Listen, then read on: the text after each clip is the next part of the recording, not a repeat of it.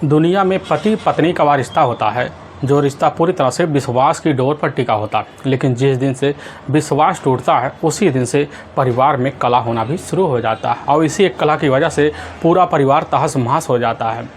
आज की घटना में सेम कुछ ऐसा ही होता कि जिस वजह से एक व्यक्ति की निर्मम तरीके से भी हत्या कर दी जाती है। लेकिन जब पुलिस लोगों के सामने सच्चाई निकाल के लाती है तो इसे सुनने के बाद लोगों को अपने कानों पर यकीन नहीं होता, बल्कि लोग सोचने पर मजबूर भी हो जाते हैं कि आखिर यह रिश्ता कैसा था, आखिर क्या था इस घटना में क्या हुआ। इस घटना की आप पूरी तह तक सच्चाई जानने के लिए इस वीडियो को आप लास्ट तक ज़रूर देखिएगा। नमस्कार दोस्तों, मैं प्रदीप कुमार आपको इस स्टडी बात चैनल पे मैं स्वागत करता हूं। दोस्तों आज की यह जो सच्ची घटना है, यह घटना सुनाने से पहले मैं आपसे एक छोटा सा रिक्वेस्ट करना चाहता हूं, क्योंकि आप अगर इस चैनल पर नए आए हुए हैं और पहली बार आए हुए हैं तो एक बार जाकर अपने इन्हीं प्यारे हाथों से आप इस चैनल को सब्सक्राइब ज़रूर कर दीजिएगा, ताकि आपकी वजह से आज यह जो वीडियो है काफ़ी लोगों तक पहुंच जा सके, क्योंकि यह वीडियो काफ़ी इम्पोर्टेंट होने वाला है और इसके लिए हम आपके तहे दिल से भी शुक्रगुजार रहेंगे। दोस्तों आज की यह जो सच्ची घटना है, यह घटना है उत्तर प्रदेश, और उत्तर प्रदेश का एक जाना माना शहर पड़ता है बरेली, और उसी का एक मझिया गाँव लगता है। मैं बात कर रहा हूँ 16 जून 2019 का। तो सुबह का टाइम होता है, तो मझिया गांव का एक व्यक्ति होता है।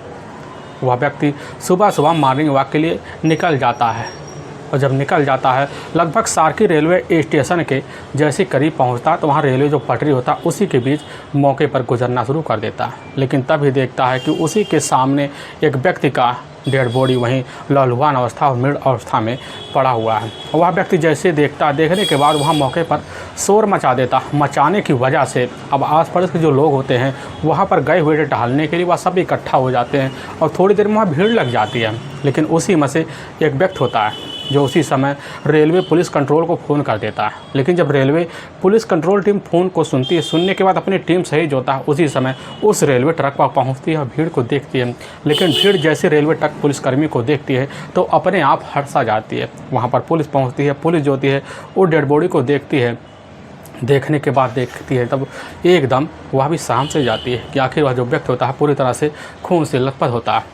लेकिन उस व्यक्ति के जो पीछे वाला हिस्सा होता है उस हिस्से पर कई गोलियां मारी गई थी, जिस वजह से काफ़ी सारे ब्लड बह गए थे और उस व्यक्ति के लग रहा है वही घटनास्थल पर मौत हुई है, क्योंकि प्लस ही वहाँ आसपास भी काफ़ी सारे ब्लड बिखरे हुए होते हैं। पुलिस तुरंत ही इसकी जो सूचना होता है अपने नज़दीकी पुलिस थाने में दे देती है। देने के बाद वहाँ की टीम भी कुछ देर बाद पहुँच जाती है। वहाँ की टीम जो होती है वो डेड बॉडी को देखती है और पंचनामा करना शुरू कर देती है। लेकिन पुलिस की टीम वहाँ जितने भी खड़े व्यक्ति होते हैं उनसे उस व्यक्ति की शिनाख्त करवाती है, लेकिन कोई भी व्यक्ति जो होता है उस व्यक्ति का शिनाख्त नहीं कर पाता है, जिसकी उम्र लगभग वही 26 साल के आसपास होता है। तभी पुलिस की जो टीम होती है उसी में कुछ पुलिसकर्मी होते हैं जब आप जेब की जाके तलाशी लेना शुरू कर देते हैं। लेकिन जब जेब की तलाशी लेते हैं तो उसी में एक आधार कार्ड मिलता है और एक पर्ची निकलता है। लेकिन उसी आधार कार्ड में लिखा होता है राजकुमार, जो असल में बरेली का एक गांव लगता है नेकपुर, उसी गांव के रहने वाले होते हैं रघुवीर मसीहा का बेटा होता है। पुलिस की टीम जैसे पता पाती तुरंत ही उसी नंबर पर अब कॉल कर देती है। कॉल करने के बाद पुलिस की जो टीम होती है उसी समय उस बॉडी का अच्छे से पंचनामा करने के बाद अपने जो नज़दीकी सरकारी अस्पताल है उसी में पोस्टमार्टम हाउस भिजवा देती है। और पुलिस की टीम जैसे पोस्टमार्टम हाउस पहुंचती है, पहुंचने के बाद होता है उसी समय इस चीज़ की जो सूचना होता है, सूचना पाने के बाद उधर रघुवीर तुरंत ही पोस्टमार्टम हाउस पहुँचते ही वहीं पर अपने बेटे को देखते दहाड़े मारकर डेड बॉडी को देखकर वहीं पर चिल्ला पड़ते हैं। चिल्ला की जो अवस्था होती है देखते पुलिस भी पूरी तरह से समझ जाती है, बस करो यही राजकुमार है। अब पुलिस की जो टीम होती है उसी समय वहाँ पर खड़े अब रघुवीर मसीहा से कुछ पूछताछ करती है, और जब पूछताछ किया जाता है तो वहीं पर राजकुमार की अपनी पत्नी भी बगल में खड़ी होती है, निशा, अब जिसकी उम्र लगभग वही 25 साल के आसपास होता है, जो बगल में खड़ी दहाड़े मारकर केक चिल्ला रही होती है। और रघुवीर से जब पूछा जाता है तो उसी समय रघुवीर की जो निगाह होती है वह जाकर अपनी बहू निशा के ऊपर पड़ जाता है, और निशा के चेहरे को ध्यान से लगकर वहीं पर दहाड़े मारकर भी मौके पर अब रघुवीर चीख चिल्ला पड़ते हैं। पुलिस की जो निगाह होती है वह जाकर रघुवीर के ऊपर पड़ जाती है। पड़ने की वजह से पुलिस उनसे अब कुछ पूछताछ कर देती है, और जब करने लग जाती है उसी समय रघुवीर पुलिस के सामने कहने लग जाते कि साहब हमारा जो अपना बेटा है वजीरगंज में ही मौके पर अपनी पत्नी के साथ रहा करता था। लेकिन साहब परसों शाम का टाइम होता है, शाम के टाइम हमारा अपना बेटा राजकुमार हमारे पास फ़ोन करता है कि साहब हमने अपनी पत्नी को इस हथकंडे से पकड़ा है। उसी हथकंडे की वजह से पूरा रात हमारे सामने आ जाता है। उस रात का जो राज होता है जब सामने आता है तो सुनकर हम दंग से रह जाते हैं और हमें पूरी तरह से यकीन हो गया साहब कि असल में जिस स्कूल में मौके पर निशा एक टीचर है, उसी स्कूल का एक चपरासी होता है। वह चपरासी कोई और नहीं होता है, वह होता है अर्जुन साहब, जो असल में बाबा कॉलोनी के ही ओमेंद्र सिंह का बेटा है। और पुलिस की टीम जैसे ही पता पाती है उस अर्जुन के बारे में, तुरंत ही पुलिस की जो टीम होती है अब बिना देर किए उसी समय अर्जुन के घर पहुंचती है। लेकिन जब घर पहुंचती है पता लगता है तो अर्जुन तो फरार है, लेकिन पुलिस की टीम काफ़ी खबरी लगा देती है। लगाने के बाद पुलिस के हथकंडे जो था अर्जुन चढ़ ही जाता, और जब चढ़ता पुलिस की टीम उसको अपने थाने में जब पूछताछ किया जाता तो उसी समय बिना देरी के अब जाकर इधर राजकुमार की जो अपनी पत्नी होती है निशा का नाम लेता, और नाम लेने की वजह से पुलिस की टीम होती बिना देर के निशा के घर पहुंचती है और निशा को अपने कटरे में लेकर जब थाने पहुंचती है, निशा जैसे ही अपने सामने अपने प्रेमी अर्जुन को देखती है, देखने के बाद एकदम से सहम से जाती है, ना कुछ सोच पाती है ना कुछ समझ पाती है। अब बिना देर के जो होता है अर्जुन के सामने भी निशा टूट जाती है, और निशा इधर जो होता है अपने प्रेमी अर्जुन का नाम लेते हुए खुद शामिल करते हुए अपना जो पति होता है राजकुमार के हत्या को जो दिल दहला देने वाली जो कहानी सबके सामने रखते हैं। इससे सुनने के बाद पुलिस की टीम होती है एकदम सहम सा जाती है। असल में निशा उत्तर प्रदेश का जाना माना शहर होता है गोरखपुर, तो उसी गोरखपुर के ही रहने वाले होते हैं दया शंकर पादरी। दया जो पादरी के पद पर मौके पर उनकी तैनाती होती है। दया शंकर के टोटल 2 बेटियां ही होती हैं, जिसमें बड़ी बेटी होती है शारदा और जो छोटी बेटी होती है निशा। लेकिन दया शंकर जो होते हैं अपने हिसाब से परिवार का पालन पोषण कर रहे होते हैं। लेकिन दया शंकर की जो अपनी पत्नी होती है गीता अपनी बेटियों की बेहतर भविष्य के लिए दिन रात कड़ी मेहनत भी अपने पति के साथ करना शुरू कर देती है। लेकिन उसका कुछ मेहनत जो होता है वो उसके हिसाब से रंग लाता है।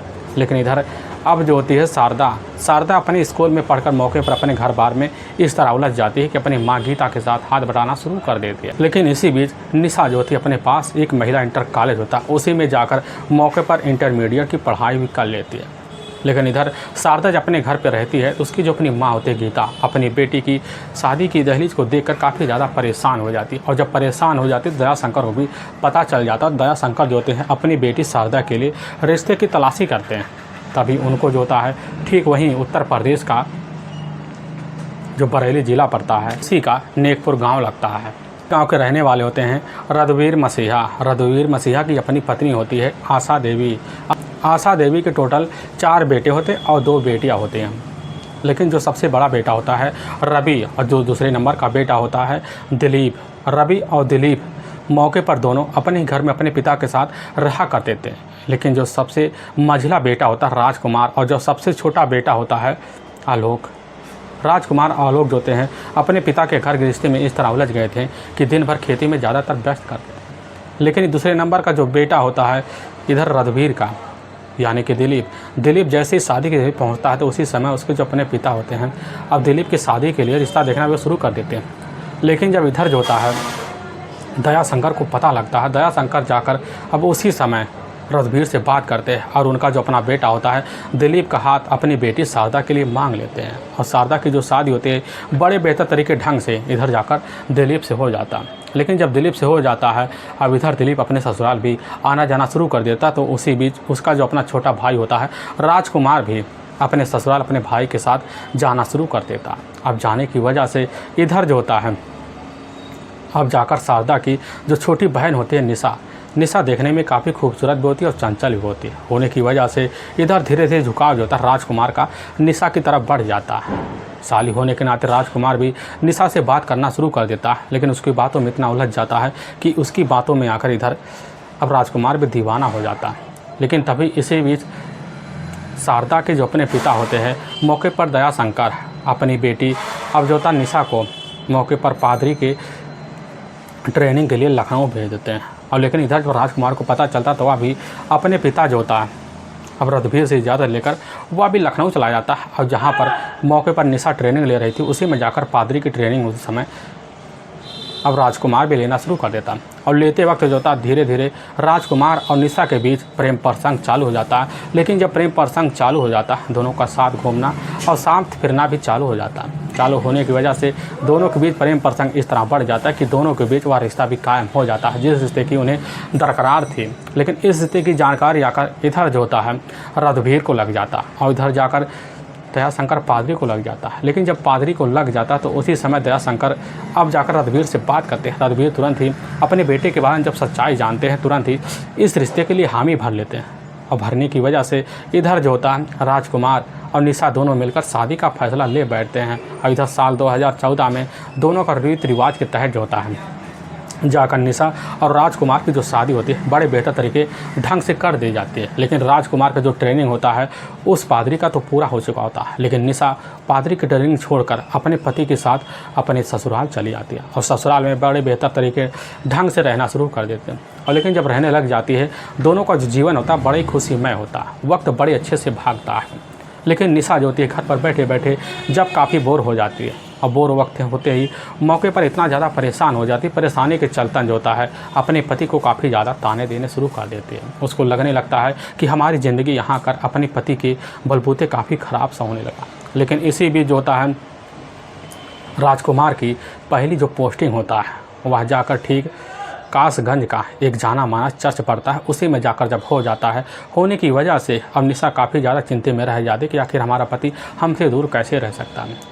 और उसी समय जाकर निशा अपने ससुर जो थे रणधीर से काफ़ी जो थी मन्नतें करती। रणधीर उसी समय जो होता है बरेली के एक पुलिस के वायरलेस मैसेंजर थे, उनकी पोस्टिंग बरेली में होती है। तो उन्होंने काफ़ी लोगों से मिन्नतें की और इसी मिन्नतें की वजह से कासगंज से जो होता है मौके पर होता है वजीरगंज में एक जाना माना चर्च पड़ता है, वहीं जाकर इधर राजकुमार की पोस्टिंग करवा देते हैं। और राजकुमार जब जाकर वह काम करना शुरू कर देता है तो काम करना उसका काफ़ी ज़्यादा मेहनत का रंग भी ला लेता है, जिसकी वजह से अपने घर काफ़ी सुखमय जीवन बिताना शुरू कर देता है। लेकिन घर पे बैठे बैठे अब इधर जो थी निशा काफ़ी बोर से होने महसूस कर देती है। करने की वजह से वह भी अपने पति के सामने एक शर्त रखती है, कहने लग जाती है कि हम भी पढ़े लिखे हैं, हमें भी इंग्लिश आता है, क्यों ना हमारी नौकरी जो होता कहीं पर लगवा दो ताकि हम भी जाकर अच्छे तरीके से टाइम पास करें और कुछ पैसे कमाएं। क्योंकि निशा को जो शौक़ होता है उसकी खूबसूरती की बदौलत ही बना हुआ होता है। अपनी खूबसूरती को निखार के लिए कुछ पैसे की ज़रूरत पड़ती है, उसी को पूरा करने के लिए सोच बैठती है कि जाकर कहीं पर अगर इंग्लिश टीचर बन बैठते हैं तो वहाँ ज़िंदगी बड़े अच्छे से चले।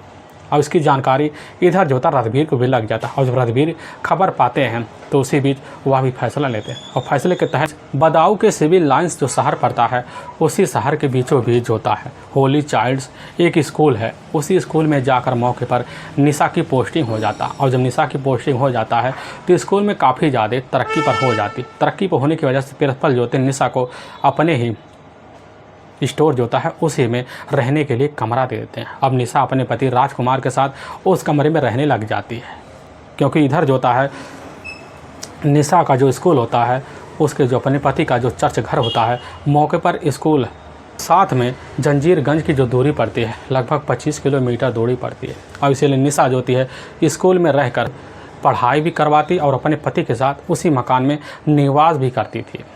इधर जो होता है कभी कभी राजकुमार उसी चर्च में ज़्यादा काम होने की वजह से रुक भी जाया करता था। लेकिन निशा का जो ज़िंदगी होता है ऐसे उसी स्कूल में रहकर गुजरना शुरू हो जाता है। लेकिन इसी बीच निशा के टोटल 2 बच्चियाँ हो जाती हैं। बच्चियाँ होने की वजह से निशा अब काफ़ी ज़्यादा अपने काम में व्यस्त हो जाती है। लेकिन समय जब भागने लगता है निशा को अपनी ज़िंदगी में बड़ा पछतावा होती है। सोचने लग जाती है अपनी खूबसूरत हमारा चेहरा है कि अगर कोई भी लड़का हमें देखता है एक ही नज़र में दीवाना हो जाता है। क्योंकि राजकुमार जो होता है उस समय सिर्फ 10वीं पास होता है, लेकिन यहाँ जो होती है निशा मौके पर इंटरमीडिएट पढ़ाई कर अच्छी नौकरी की तलाशी कर रही होती है, लेकिन नौकरी तो नहीं मिलता। इसी वजह से निशा जो होती है नौकरी को लेकर काफ़ी ज़्यादा परेशान रहती है। वह सोचने लग जाती कहीं काश अच्छा हमें पति मिला होता है तो आज हमारी ज़िंदगी जो होता है अच्छे तरीके से गुजरना शुरू हो जाता है। और निशा को जो लालच होता है वहीं पर बढ़ जाता है। और बढ़ने की वजह से जब भी राजकुमार मौके पर उसी होली चाइल्ड में जो मकान होता है उसी में जब आता है तो शाम के टाइम में निशा जो थी अपने पति से लड़ झगड़ बैठती है। और लड़ झगड़ने का जो कारण होता है हर बार निशा नीचे गिरा बैठती है, जिसकी वजह से राजकुमार काफ़ी ज़्यादा परेशान हो जाता है। लेकिन ऐसी परेशानी चलते चलते कुछ वक्त बीतता है।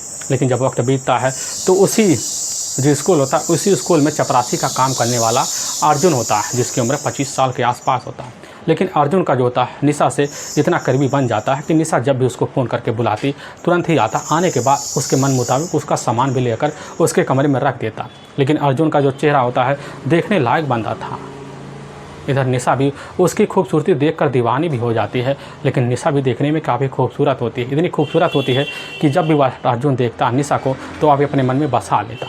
लेकिन निशा का जो रात का टाइम होता है उस रात के टाइम राजकुमार की याद को दरकिरार कर देते हैं, क्योंकि राजकुमार का जो शरीर होता है समय के हिसाब से ढीला पड़ जाता, जिसकी वजह से अब निशा जो होती है इधर अब जाकर अर्जुन के ऊपर फोकस करना शुरू कर देती है। लेकिन तभी एक दिन शाम का टाइम होता है, उसी बीच इधर जो होता है अब राजकुमार मौके पर चाचरी चला जाता है, लेकिन शाम तक नहीं लौटता। तभी फ़ोन आता है निशा के पास, आज हम रात भर नहीं आएंगे। लेकिन निशा जैसी खबर पाती है उस समय खुश हो जाती है, लेकिन जैसे ही बाहर निकलती देखती है कि अर्जुन जो होता है मौके पर सारा काम कर अपने घर जाने के लिए तैयारी कर रहा होता है। और उसी समय निशा अर्जुन को इशारा करती, अर्जुन तो उसी समय निशा के पास आता है, उससे कहने लग जाती है कि आज हमारा पति जो होता नहीं है मौके पर, लेकिन हमें काफ़ी डर लगता है और इसीलिए तो हमारे पास जो होता है एक कमरा, उसी कमरे में सो।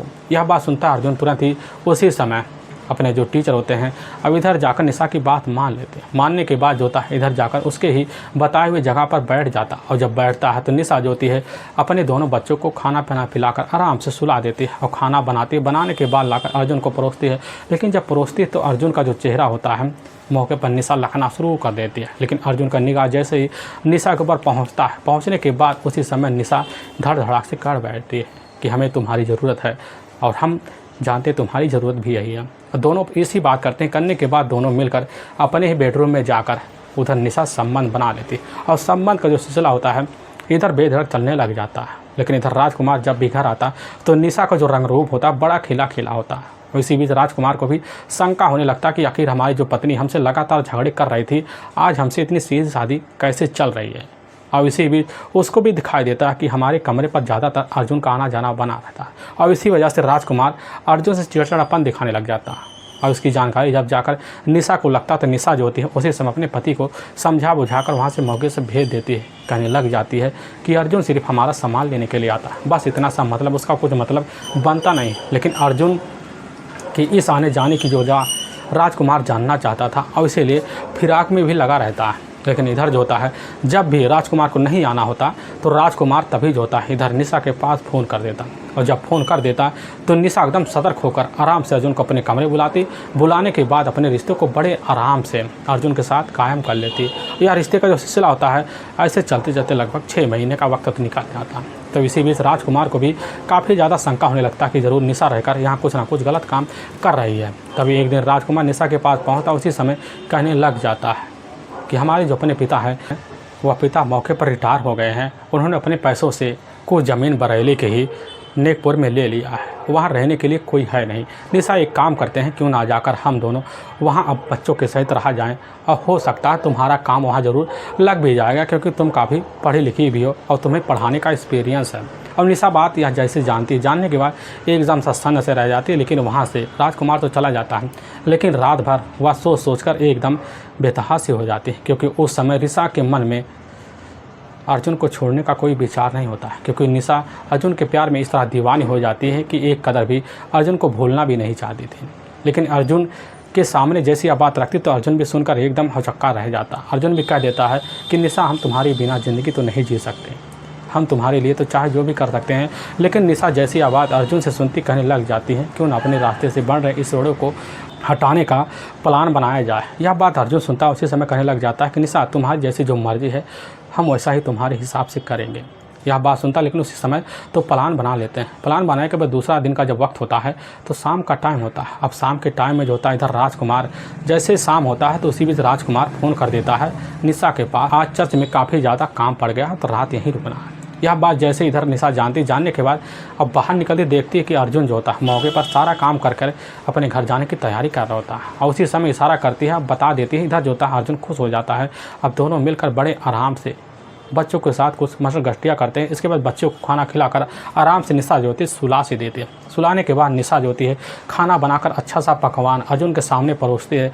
परोसने के बाद दोनों अपने बेडरूम में जाते हैं। जाने के बाद वहीं पर दोनों एक साथ रिश्ता रखना शुरू कर देते हैं। लेकिन जैसे ही कुछ घंटे बीतते हैं उसी बीच दरवाजे पर किसी का पीटने की आवाज़ आती है। अब निशा उठती है, उठकर देखती है, जैसे ही दरवाज़ा पे तो देखती है उसका जो अपना पति है राजकुमार तो खड़ा हुआ। तो राजकुमार तुरंत ही समझ जाता है निशा का जो चेहरा होता है देख के। राजकुमार अंदर जाता है तो देखता है अर्जुन जो होता है वहीं चारपाई पर मौके पर बैठा होता है। अर्जुन को पकड़ता वहीं पर 1-2 बार पिटाई करता है, लेकिन अर्जुन मौके से बाहर तो दूर धुमाकर भाग जाता है। लेकिन निशा को जब पाता है तो ज़ोरों से पिटाई कर देता है। इतनी पिटाई करता है कि निशा उस समय अपने पति का पैर पकड़कर माफ़ी मांगती कहने लग जाती है कि ऐसी गलती दोबारा नहीं होगा।